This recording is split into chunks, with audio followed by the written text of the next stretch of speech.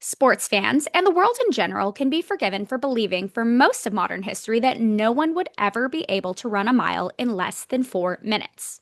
After all, folks were also blown away when the Empire State Building opened in 1931, standing a full 57 meters taller than the Eiffel Tower, and when the jet engine was invented just 27 years after the first powered flight in 1903.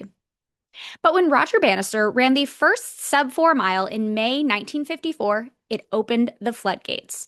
The record that was once thought impossible fell another 18 times in the 45 years that followed. Yet women's attempts to break through that same 4 minute barrier have faced even more naysayers. Not surprising, since it wasn't all that long ago that people believed it wasn't safe for women to run a full mile at any pace. One woman is closing in on the record, though, as she demonstrated last month in Paris, and it would be a mistake to count her out. Today is Monday, July 21st, 2025, and on this day in 2023, Faith Kipyegon set the current women's mile world record of 4:07.64. First, we'll talk about what the progression of that record looked like in the 102 years of record keeping leading up to that fateful day in Monaco.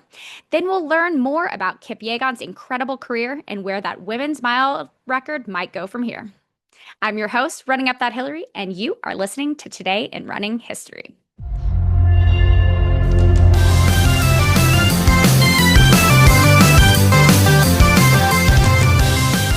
Sports officials have been keeping records of men's mile times since the 1850s. These weren't official, and there were probably some timing errors since everything was done manually, but still, someone was writing them down. The first officially ratified men's world record in the mile happened in 1913, less than a year after the IAAF was formed, when American John Paul Jones ran 4:14.4 at that year's Intercollegiate Championships. If you're thinking that it took a bit longer for anyone to bother keeping records on women's running achievements, well, you'd be right. It wasn't until the 1920s, about 70 years after men's times began being logged and a full decade after the IAAF was created, that women's records were noted. Then from 1921 until 1967, the women's unofficial mile record fell a full 17 times. But those times were referred to as world bests rather than world's records.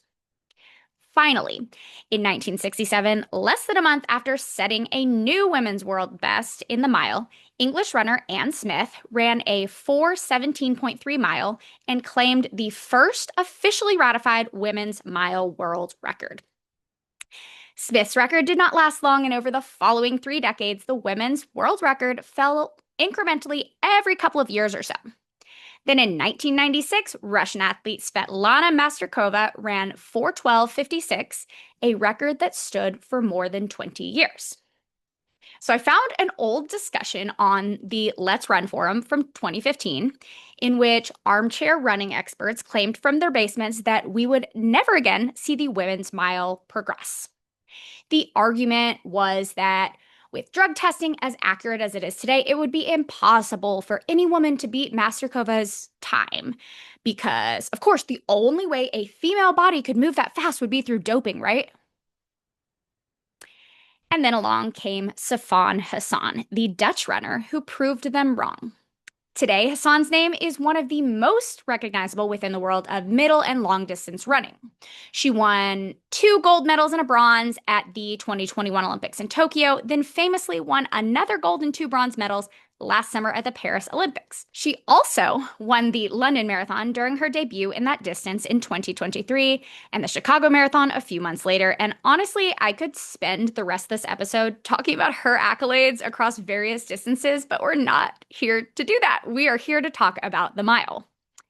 At a Diamond League track meet in Monaco on July 12, 2019, Sifan Hassan finally took down Masterkova's 23-year-old world record in a race that was so incredibly fast that the 7 women who finished after her all ended up running top 25 all-time women's mile times.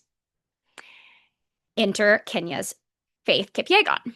When Sifan Hassan broke the world record in 2019, Kipyegon was already a very accomplished professional runner with gold medals in the 1500 meters from both the Rio Olympics and the 2017 World Championships.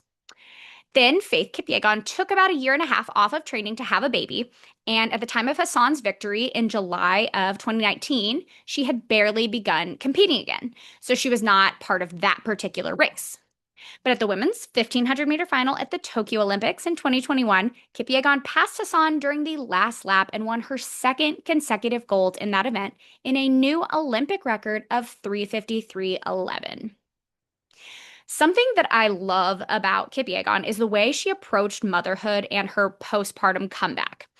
When she competed in the 2021 Olympics, she wore her visible stretch marks confidently, and as soon as she won, her thoughts were with her young daughter back in Kenya, who she wanted to make proud.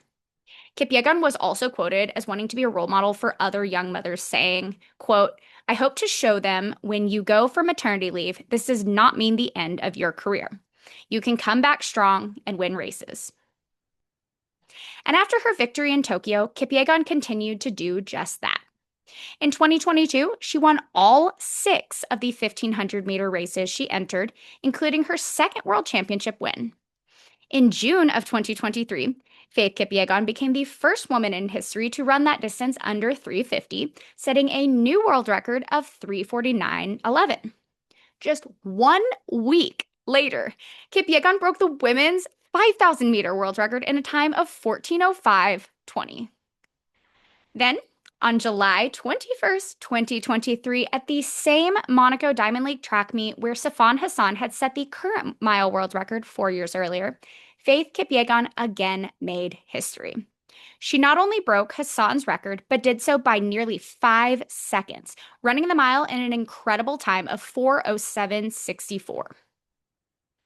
Now, this spring, Nike announced that they were putting on an event called Breaking 4, in which Faith Kipyegon would attempt to become the first woman to run a mile under 4 minutes. This was an aggressive goal, as she would need to take another 7+ seconds off of her mile time. But if anyone could do it, Kipyegon was that woman. Last month, the world watched as Faith Kipyegon joined 12 pace setters in Paris for this attempt. I have mixed feelings about this race because honestly, it was really cool to see so many people show up and have the world invested in women's sports for once. But I also feel like there were some not great liberties taken on the timing front.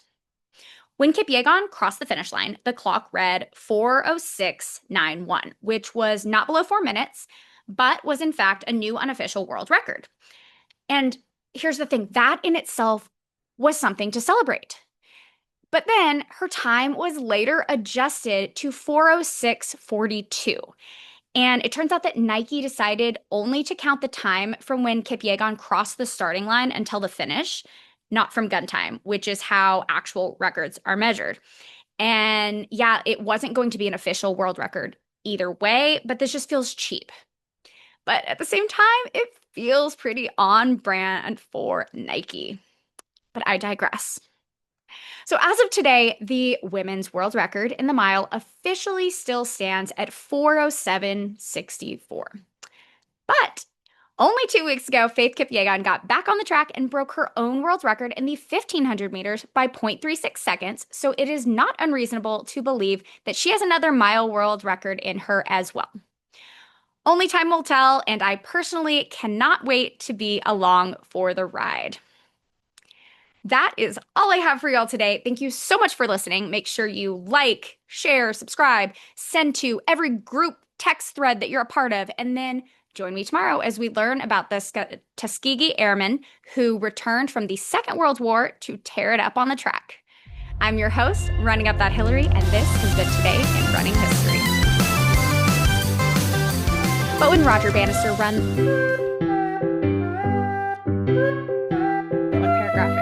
we're off to a great start. The record that was once thought impossible. No, he didn't do that in July. Hold on a second. When did that happen? I feel like it